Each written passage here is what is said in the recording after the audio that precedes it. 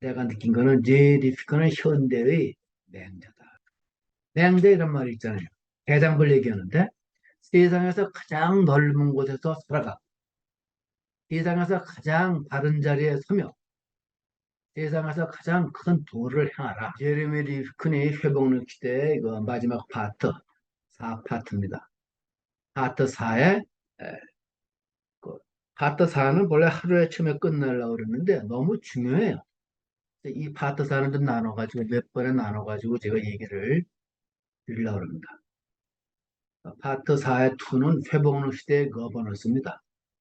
그 오른쪽 사진을 보면은 아, 지구의 반을 갈라가지고 한쪽은 도시와 농촌이 있고 사람 사는 동네가 있고 반쪽은 온갖 새, 짐승, 식물 그리고 바닷가에 있는 그 바다 생물 모든 게 다 있단 말이에요. 내가 여러 가지 그 바이오다이버시티 다시 말하면 생물 다양성을 승지하는 그림이 없나 찾아봤는데 이 이상 좋은 게 없더라고요. 이 그림에 대한 설명은 바로 다음에 드리겠습니다. 그래서 오늘 말씀드릴 것은 내가 말하는 것이 아니라 제레미 리프킨이 얘기하는 것은 이번 챕터에서 지구의 절반을 생물 다양성 지역으로 보호해라. 한마디 말하면 핵심은 이거예요. 거버넌스라는 거는 어떤 그 지배 구조 아니에요. 여러 가지 이 한 국가나 혹은 유엔이나 모든 기구에서 이제 인류가 살아남기 위해서는 지구의 절반을 생물 다양성 지역으로 보호하지 않으면 도저히 인류가 살아남을 수 없다. 요 그림은 말이에요. 내가 그 금년 6월하고 7월 사이에 한 달 동안 미국을 한 달 동안 저 여행을 했습니다. 캘리포니아주, 우타주, 아리조나주 아주 그 깊이 있는 여행을 했어요. 내가 가장 감명 깊은 데는 내가 과거에도 몇 번 가봤지만은 비행기 타고 위에서 보기도 했고 그랬지만 깊이 있게 못 본 것 같아요. 이번에는 제가 그랜드 캐니언이 몇 군데 있잖아요. 그 그랜드 캐니언을 다 다녀봤어요. 중요한 큰 데를 세 군데를 다녀봤어요. 그러면서 내가 느낀 게 많습니다. 그러면서 그런데 캐니언의 지층을 보니까 제6의 멸종시대 이런 책을 읽었던 게 기억이 나더라고요. 내 지층을 내 유심히 살펴봤어요. 그리고 느낀 거는 어, 우리 인류가 지금 이 벼랑 위에 서 있구나. 내가 미국 가기 전에 페리스코프 절벽이라는 책을 봤는데 거기 옥스퍼드 젊은 교수인데 그 교수가 쓴 책인데 절벽이야. 그 절벽의 의미가 바로 지금 내가 얘기하려는 그런 내용을 담는 거였습니다. 리프킨이 처음에 이런 말을 해요. 기후변화는 이제 대비해야 할 미래가 아니고 당장 맞서 싸우고 적응해야 할 현재의 급박한 위기이다. Climate change is no longer just a future to plan for, but a present emergency crisis to contend with and adapt to. 이게 시간이 별로 없다는 거예요. 인류의 긴 역사에서 볼 때 앞으로 우리가 위기에 대응할 시간은 거의 남아있지 않다. 이거를 모든 과학자가 얘기를 하고 있는 거예요. 많은 과학자가. 우리나라도 최근에 그 KBS에서 말이에요. 지구위기에 대한 특집을 어, 4회에 거쳐서 특집 방송을 했는데 또 보신 분이 있는지 모르겠네요. 어쨌든 인류는 말이에요. 우리가 인정하든 다른 사람이 무시하든 언제나 애착을 느껴온 자연계로 돌아가는 길을 찾기 시작했다. 이것이 특히 아주 깨어있는 젊은 이들로부터 시작된 것 같아요. 요새는 초등학교, 중학교, 대학교 다 같이 느끼고 있는 것 같아요. 그리고 선진국의 어떤 깨어난 시민들은 모두 이런 생각을 하고 있는 걸 제가 보고 있습니다. 그렇기 때문에 이미 정치적, 경제적 재편은 이미 진행 중입니다. 유엔에서도 얘기를 하고 있고, 그리고 대기업들일수록 좀 태양에너지를 쓰고 이러기 위해서 말이에요. 자동차 같은 건 배터리로 가려고 하고 전부 다 이렇게 정치, 경제 모두가 ESG 전략을 위해서 이제 진행 중에 있습니다. 이거 만약에 이렇게 ESG 제품을 안 쓰면은 이제 장사도 못해요, 국제적으로. 근데 아무리 현재 이렇게 일부 기관들은 노력을 해도 문제는 뭐냐면은 우리가 제 시간에 도착한다는 보장이 없다는 겁니다. 그래서 제 시간이라는 거는 바이오다이버시티, 생태 다양성을 유지하는 그 보장이 없다는 거예요. 다시 말하면 지구 기온이 상승하는 걸 갖다가 1.5도 상승하는 걸 막을 길이 없다는 거예요. 열심히 노력하자는 거예요. 여기에 대해서 많은 사람이 현재 저는 나만 그런지 모르겠는데 난 도서관에 가면 그런 책만 눈에 보이더라고요. 리프킨이 위대한 건 말이에요. 다른 어떤 생태학자들 얘기뿐만 아니라 이 사람은 과학을 이해하는 사람이에요. 다시 말하면 통섭적인 지식이 있는 천재라고 나는 생각을 합니다. 이 사람이 보는 리질리언스, 다시 말하면 지구의 어떤 회복에 대해서 이런 화두를 던져요. IoT, in the age of resilience. 회복력 시대의 사물 인터넷. 이게 무슨 얘기냐 하는 말이에요. 아, 우리가 이거 이 IoT를 우리는 뭐 냉장고라든가 무슨 여러 가지 그 집안에 대한 여러 가지 자동화 여기에만 쓰려고 생각을 하는데 이 랩스킨은 안 그래요.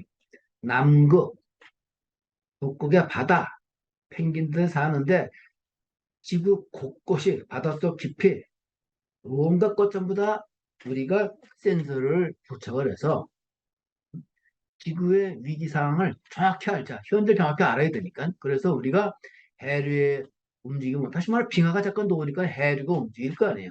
해류가 움직이고 나면 모든 바다를 그 우리 설사처럼 다니는 말이에요. 그런 그 생물들이 새끼 동물들이 다 어떨 줄을 모르고 멸종할 수가 있어요. 이미 상당한 부분 이미 멸종했고 그런 위기를 정확히 알아차리고 거기에 대해서 대응을 하기 위해서 그래서 우리가 이 소위 첨단 과학을 써야 된다.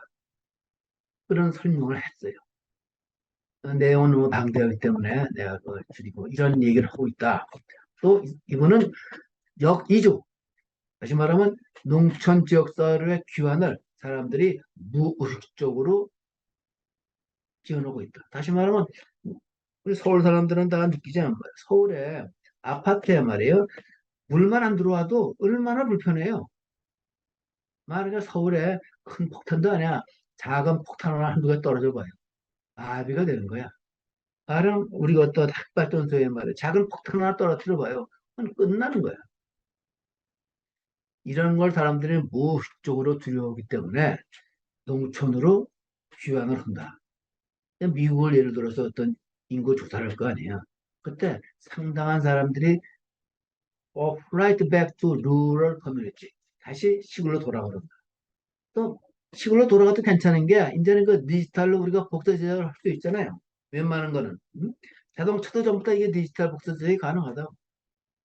앞으로 점점 말. 그렇기 때문에 이런 시대에 우리가 꼭 대도시에서 위험 있게 위험하게 살 필요가 없다. 다시 말하면 지역을 문화도시를 만들어야 돼요. 그래서 소위 사람들이 전부 다 도시로 몰리지 않게 위험을 말이에요. 회피해야 된다는 그런 말을 하고 있는 거예요. 난 옳다고 생각해. 내가 그렇게 생각을 했거든. 그러면서 생태지역 거버넌스를 얘기를 하는 거예요. 그러면서 누구를 예를 드냐. 휴대천 박사라고 그 이화대 그 생물학 교수 있잖아요. 그 사람을 가르쳤던 에드워드 밀슨 교수의 하프 어스 이걸 소개를 하는 거예요. Our planet, fight for life. 우리는 생명을 구원하기 위해서 어, 그 지구에서 싸워야 된다 이거예요. 왜 어떻게 싸우느냐? 간단해요. 아, 에드워드 밀슨은 말이에요. 몇 년 전에 2016년에 지구의 50%를 국립공원 같은 보호구역으로 지정하자. 이런 지구의 절반 운동을 제안을 한 거예요. 처음에 이 설명을 했을 때 사람들이 시큰둥했어요. 무슨 쓸데없는 소리냐. 이게 불과 9년 전 얘기 아니에요? 7년 전 얘기네. 근데 2, 3년 후에 사람들이 또 싹 바뀌었어요. 유엔도 바뀌고 다 바뀌어버렸어요. 옳다 이거예요. 그래서 물론 이렇게 50%까지 유엔에서는 말이에요. 50%까지 얘기하는 30%까지 얘기하는 것도 있는데 내 생각에는 50%가 맞지 않나 이런 생각이 들어요.